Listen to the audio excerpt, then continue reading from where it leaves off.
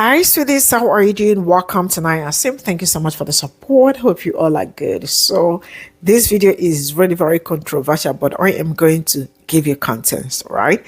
So, this young man came out to say that Black people are Earth. Then he talked about how Native Americans said that they are also part of the people that invented soul food, right? So then that also reminds me, like I remember last year, December, how I Googled soul food. That was actually how I got to know that soul food, how Black people started soul food, and how that it was in print in 1964. That is in print in 1964. So while going through that, a lot was I also would love to try soul food. So coming online to see that Native Americans are saying that soul food are also they are part of the people that invented soul food, because I know that Google said it is Black American, like African American food, right? They are the ones that studied it. So that also is so many controversy online. Some people were like, wait, did they forget that they own slaves? So does it mean that they also entered the kitchen with slaves to make soul food? So from one of the videos, one of the ladies spoke that her mother is also indigenous, that she used to make corn bread and all that. Anybody can anybody can learn how to make cornbread from Black people and go and make it and say he made it. I don't know if you understand what I'm saying. To think that Native Americans don't season their food is crazy. It's because we had a hand in making soul food. Here we go. Mexico and America. Oh, boy. Collard greens, all that stuff. That's part of our cuisine. Soul food. Native Americans and African American slaves, we came together with our cuisines back then. So yeah, we like our food seasoned, man. Come on. What is going on? What the heliante? Now all of a sudden Native Americans helped to create soul food. What the Yo, I feel like I'm in the Twilight Zone. Legit, I am in the Twilight Zone. They've been doing this with hip hop. Everybody and their mother, oh, we all helped to create hip hop. Now soul food is Native American. And I'm not talking about Indian people that were deeply melanated. I'm talking about the Asiatic. The guy that was just in that video. What in the hell? Wasn't they just calling us pretendians? Why is everybody always leeching off of Black American culture like a parasite, yet telling us we have no culture and we're liars and we're scammers and we're pretendians? This is fucking weird. What in the motherfucking X-Files is going on? I've never heard this a day in my natural born life. That Native Americans, the Asian ones, helped to pioneer soul food. I've never even seen a Native American restaurant. And I know I don't go to their reservations, but outside of that, if they were such a big staple in the culture, wouldn't their culture, wouldn't there be restaurants featuring their cuisine all throughout America? And I've been to enough states in America, but yeah, I don't see those Native American people imprinted the way that we are. And this is not any disrespect, because it seems like when we take credit for things, or when we stick up ourselves and set boundaries and actually claim our shit, people get very highly offended. But this is the bitch. Did y'all know that Native Americans helped to create soul food? What in the hell? And I ain't never heard nobody talk about Native American food not having seasoning. Whoever said that? Nobody even brings up these people. Ooh, let me go before anyway, spread love is the Brooklyn way. All right, racists, let's talk about the truth. There is so much discourse lately about who is Native and who is Indigenous, and even the nerve to bring up who is the architect of soul food.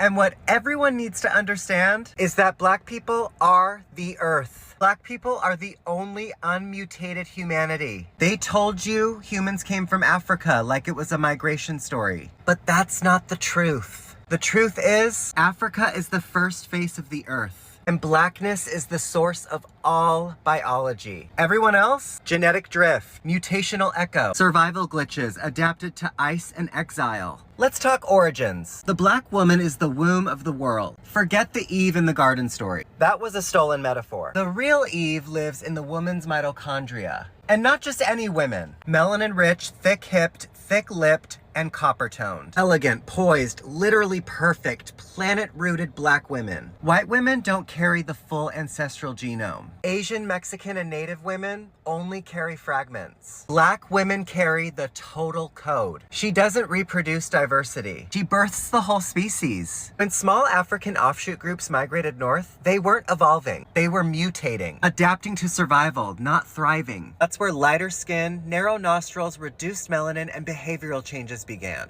All signs of environmental stress, not superiority. You don't get white by evolving. You get white by forgetting the sun. And that forgetting is not advancement, it's regression. The white genome contains 1 to 4% Neanderthal DNA. Let me repeat, they didn't just descend from humans. They were cavemen. Black people have 0 Neanderthal admixture. That's not a joke. That's biology. Black people are the originals. Non-black people are the remix. The problem is, the remix decided to express its evil nature by attempting to erase the original track.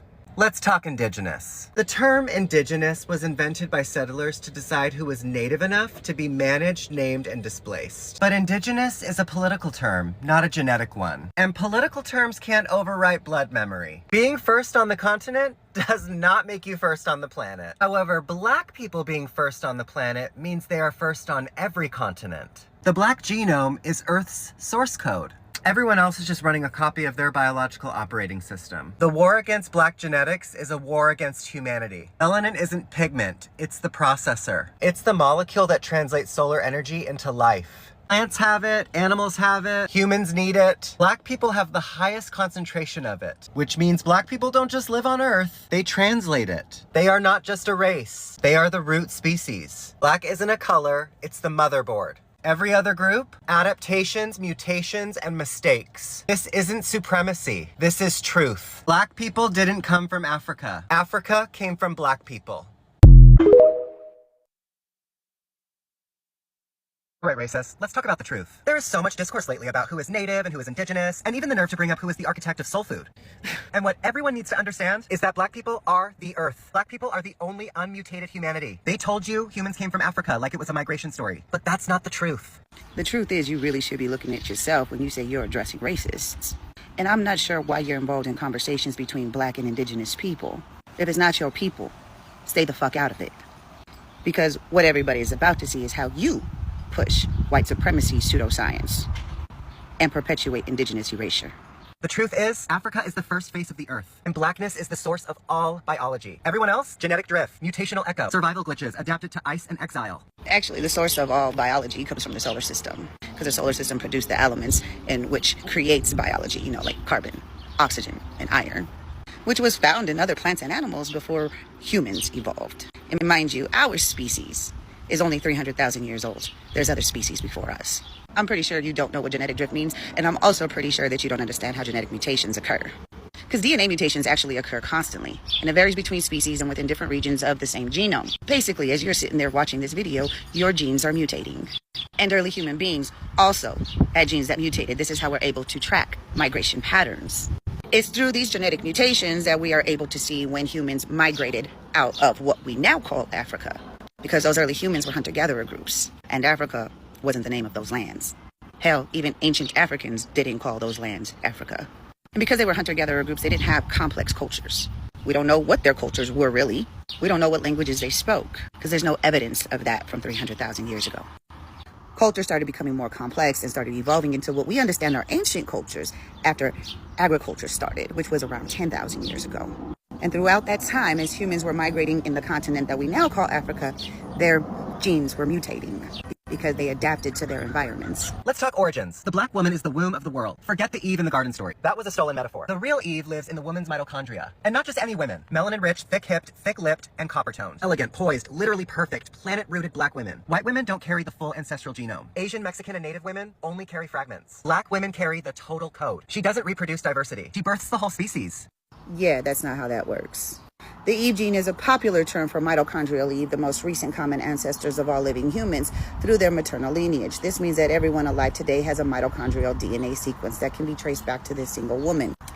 Mitochondrial Eve is not a gene in the traditional sense, but rather refers to a specific point in human history when all living humans can be traced back to a single female ancestor. This woman lived in Africa approximately 200,000 years ago. She was not the first woman, but the most recent common female ancestor of all humans alive today. Meaning there were women before then because she had to be born. If she had any sisters and they had children, they would have continued their line until eventually it stopped. Hers just happens to be the line that has never stopped because mitochondrial DNA is passed from female to female. And so you could better understand, I only have a son. I do not have any daughters. Therefore, my mitochondrial DNA line will stop with my son because men can't pass down mitochondrial DNA. So genetic lines stop all the time. And eventually, this particular mitochondrial DNA Eve gene will eventually stop as well. And a new mitochondrial Eve will start. Because all it means is that we share one common ancestor or that DNA chain didn't stop. That's it. That's all. Now, the fact that you were very stereotypical about how Black women look should be a red flag, because Africa is a continent, and you are perpetuating erasure of all the diverse groups in Africa that don't look in the stereotypical way you just described. Because Africa is a continent, there were several different kinds of environments, which created different skin tones. And those skin tones started developing before our human species. So those Neanderthals, Denisovans, and other human species prior to them also had variations in their skin tone from light to dark. And why is this? Because we can trace variations in skin tone, light alleles and dark alleles, all the way back to Homo erectus, 1 million years ago. Found in this study done in 2017. I'm going to highlight this part real quick though. Most of the genetic variants associated with light and dark pigmentation from the study appear to have originated more than 300,000 years ago, and some emerged roughly 1 million years ago, well before the emergence of modern humans. The older version of these variants in many cases was the one associated with lighter skin, suggesting that perhaps the ancestral state of humans was moderately pigmented rather than darkly pigmented, meaning like a light brown skin tone. And from there, people got lighter and people got darker. And why is that? Because early humans had hair on their bodies in which they started losing and exposed their skin more to the sun. When small African offshoot groups migrated north, they weren't evolving. They were mutating, adapting to survival, not thriving. That's where lighter skin, narrow nostrils, reduced melanin, and behavioral changes began. All signs of environmental stress, not superiority. You don't get white by evolving. You get white by forgetting the sun. And that forgetting is not advancement. It's progression. The white genome contains 1 to 4% Neanderthal DNA. Let me repeat, they didn't just descend from humans. They were cavemen. Black people have 0 Neanderthal admixture. That's not a joke. That's biology. Black people are the originals. Non-black people are the remix. Now, this is where you contradict yourself, because you're saying small offshoots of people in Africa left because they couldn't survive. But again, are you forgetting that Africa is a continent? And those quote-unquote Africans left and then interbred with Neanderthals. Matter of fact, there was also back migrations into Africa. So there are some African groups that do have Neanderthal DNA. There's also African groups with ghost DNA, which means that there was interbreeding with another species that are found in Africa. Secondly, there's no such thing as a white genome or a black genome, because race is not biological. It's a social construct created by white men around 300 years ago. And early humans, no matter where they were evolving from or where they migrated to, a lot of them lived in cave systems. Once they started to learn how to build shelters is when they started making their own. I've never understood how calling people a caveman was a diss, since it protected you from the elements in the weather and also super predators. And again, a lot of hunter-gatherers lived in cave systems within Africa and outside of Africa. But going back, how you keep on turning race into some kind of biological concept and keep saying that this is biological, when it's been proven time and time again that race is not genetic. Do you know who promoted race as something that was biological and something that was genetically passed down?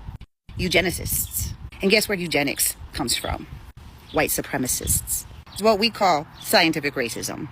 The problem is, the remix decided to express its evil nature by attempting to erase the original track. Let's talk indigenous. The term indigenous was invented by settlers to decide who was native enough to be managed, named, and displaced. But indigenous is a political term, not a genetic one. Actually, indigenous is a global term meaning the first peoples of the lands. Native American or American Indian would be considered a racial classification as well as a political classification. There's no such thing as a genetic term. because then you would be implying that terms like African, Native American, which are all racial terms, black, white, which are all racial terms, would be biological. And again, race isn't biological. Now is it? Political terms can't overwrite blood memory. Being first on the continent does not make you first on the planet. However, black people being first on the planet means they are first on every continent. The black genome is Earth's source code. Everyone else is just running a copy of their biological operating system. The war against black genetics is a war against humanity. Melanin isn't pigment, it's the processor. It's the molecule that translates solar energy into life. Plants have it, animals have it, humans need it. Black people have the highest concentration of it, which means black people don't just live on Earth, they translate it. They are not just a race, they are the root species. Black isn't a color, it's the motherboard. Every other group, adaptations, mutations, and mistakes. This isn't supremacy, this is truth. Black people didn't come from Africa. Africa came from black people. Well, considering that black is a racial category as well as an ethnic category here in the United States, and being that those things are not biological, how does one become the first racial group on the planet when race didn't exist 300,000 years ago? And how I've already explained how skin color was very diverse in the continent of what we now call Africa, and there were lighter skinned people and darker skinned people. And the fact that hunter-gatherer groups migrated all over the planet, and when they settled into those lands, their cultures, their identities, their languages, their phenotypes adapted and developed. What you're doing is you're perpetuating the erasure of indigenous people globally. You're pushing white supremacy. You've just replaced the word white with the word black and hidden your white supremacy talking points under love bombing the black community, showering them with compliments while stereotyping them at the same time. What you are doing is you are causing a divide and conquer tactic amongst other indigenous people with the indigenous people of Africa. You are pushing inferiority amongst other people of color, amongst indigenous people of lands that were colonized by Europeans and white supremacy. So like I said at the beginning of the video, you need to look at yourself first before addressing other racists.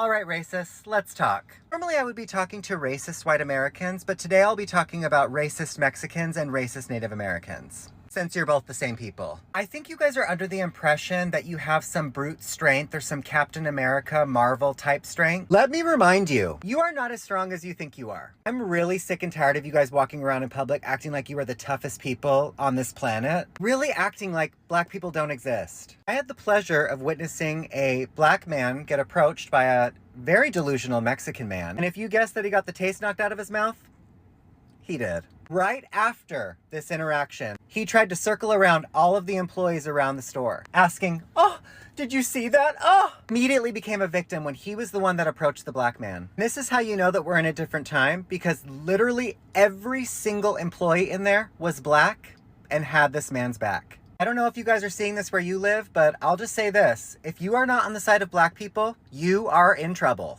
I can tell you firsthand, God's people are not playing with you guys. If you are racist or you're harboring a lot of hate in your heart, you seriously better be careful, because they are not scared of you. From what I've witnessed today, they are absolutely going to tell you when you are disrespecting them or when you step out of line. You will learn your lesson. That day, in that moment, live time, you will be corrected. On today's episode of Cultural Delusion, the Native Americans helped us make soul food. Okay, wait a minute. Let me put on my thinking glasses, because these actually help me come to better conclusions. Okay, so if I had to think about the logistics of this, number one, so we just come into the realization that Native Americans actually own slaves too. Okay, that's the first part. So then you mean to tell me that a slave owner went in the kitchen with them and helped them cook their food? That don't even sound right. The math not mathing on the logisticals on that. Y'all came in the kitchen with us and helped us cook. What was the dish? Quickly. What was the dish? What did y'all help us make? What did y'all help us make? The seasonings that we use is not even in alignment with the seasonings that y'all use. And see, that's where, you know, I let people have their talking points. Okay, cool. Y'all helped us make soul food. Did y'all teach a class? Was it an ebook? I'm trying to understand. And then when people be so gung-ho on fighting, they fight in the comments. I say things like, you just cite your source on that? Can we get that in APA format? They be like, what you mean in APA format? You don't know?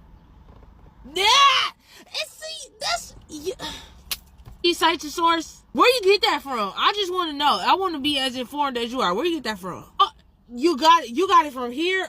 Don't get nothing else from there. Just scrap all of that. The logisticals, again, the math on the logisticals is not... Native Americans helped us make soul food.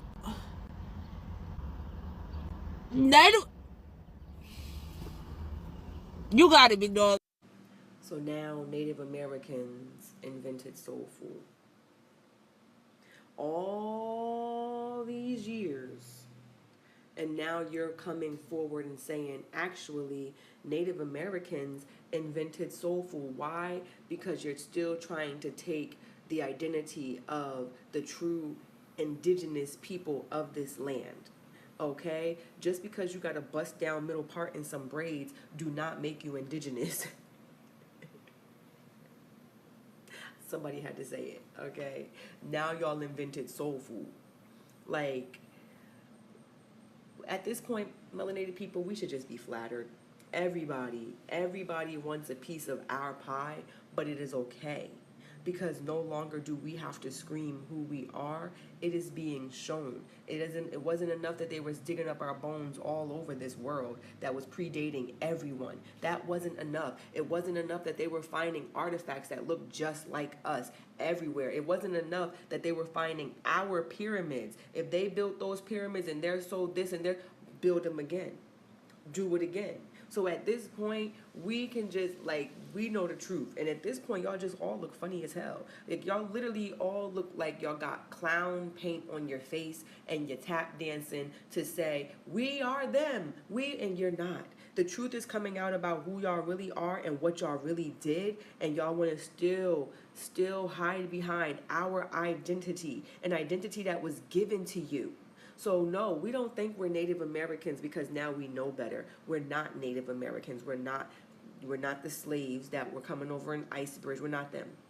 But we are indigenous not just to this land, but to this mother freaking planet.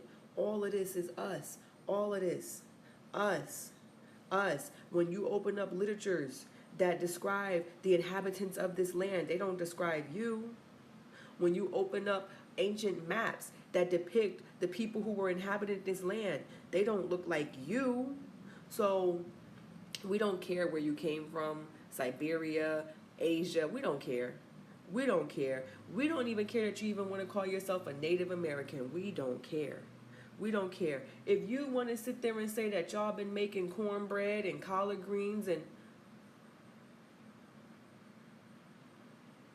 if we were made in his image, then call us by our name. Most intellects do not believe in God, but they fear us just the same. Hey! Okay? Just because you got a bust down middle part and some braids do not make you indigenous. That was actually kind of funny. In my opinion, I think what makes a person indigenous is their culture, their ties to the land, that their ties to their ancestors who fought to be here. Let me give you an example.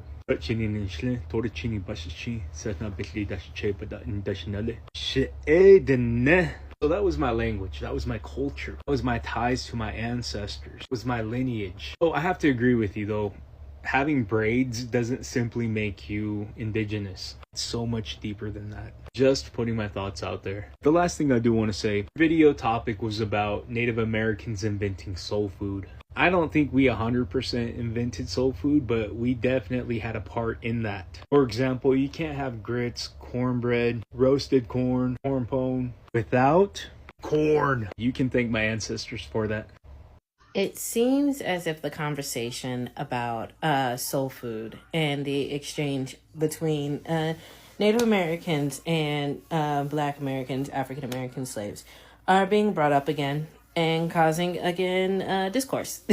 The traumas between Native Americans and Black Americans are so intertwined with each other that because of us being intertwined, there's so many things that have came together to be so beautiful and yet separate us at the same time. When it comes down to foods, a lot of the foods that we enjoy here, especially like soul food, the recipes were shared between Native Americans and Black Americans. For example, cornbread. That is both a Black American and a Native American food. My mother makes cornbread. My mother is Native American. She makes cornbread with actual corn in it. And it is sweet. It's a type of sweet corn. And that's what we use. Even when it comes down to like chilies and things that concern like beans and rice, like those things have been intertwined between Black and Native Americans. Even certain like other foods like are good with seafood, like hush puppies, they're both a Black and Native American food. One of the things that my mom used to like make a lot was like deer stew, and we would eat it with blue corn chips. And I think it's so cool that both Black people and Native people have all these recipes that are so intertwined with each other that it goes to show like somewhat of a good community with us exchanging recipes and stuff like that. So I do think that this this discourse is extremely unnecessary. I just recently seen on my For You page of a Black grandmother. She was an elder who was making something called hot water cornbread. And like the process of her making it was literally fry bread, just different with cornmeal. And, this, like the same recipe with Black American cornbread, but it was cornmeal. Because things like this with our recipes being shared, there's so much solidarity in showing that when we work together, great things could come about. You know what I mean? And with me being Afro-indigenous, being both Black and Native, the foods that we be making, this like the unity of our recipes, it's so beautiful. It's so beautiful to me. And it's great. It's delightful. This is all I got from this video. And I am going to tell you a little story. Because I remember last year, right? Last year, December, I went on a Christmas dinner with my friends, right? And while we were talking, one of my friends was like, "Oh my God, this food is not my soul food." I was like, "Wait, what do you mean by soul? What do you mean by soul food?" But then we did not go into it, like, because it was like, Christmas celebration and we were all out. So later, I decided, I know soul food is African American cuisine, right? It's something we all know that. So I decided to like Google soul food. So I Googled that, and what I saw was also the same thing and that day I was actually looking for where I can eat proper soul food. And when I say, because I've not tried American soul food, I mean Black people's soul food, because it's only Black people that has soul food. No other person has soul food. But I didn't just want to mess it up, like, go and have something that is not proper person cooking that, right? So I didn't bother. So there was a video of one African, I think he's Cameroonian, that tried soul food, and he was like all over like he was, I don't know, like that guy was just like all over everywhere after trying the soul food. He made his review, and he was like this most excited person trying soul food. The video went around. People loved it because the excitement and how the first time, this was just a great experience for him. So after that, I was like, okay, man, I really cannot wait to try soul food. So now I woke up and I am saying that Native Americans say that they also created soul food, or they also were part of the. I understand if it's like cornbread. Now let me tell you something. Native Americans lived with Black people. Black people lived they all had common. How do I say that? I mean, they have a lot in common, right? So it's okay for other people to copy another person's food and say, and one thing I have also known is that some people will just take your food, and look for a way to make it their own. It happens. It's just like Turkish food, right? when you eat Turkish breakfast is so different that other people are copying it and saying that it is their food too. Just like biryani. I mean, biryani is more like Arab kind of rice, and different people will tell you this is also our own biryani, and something like that. But it's somebody's culture that all of them took. Now, I am going to take you. So while I was searching for soul food, I said, okay, maybe that, I don't like it.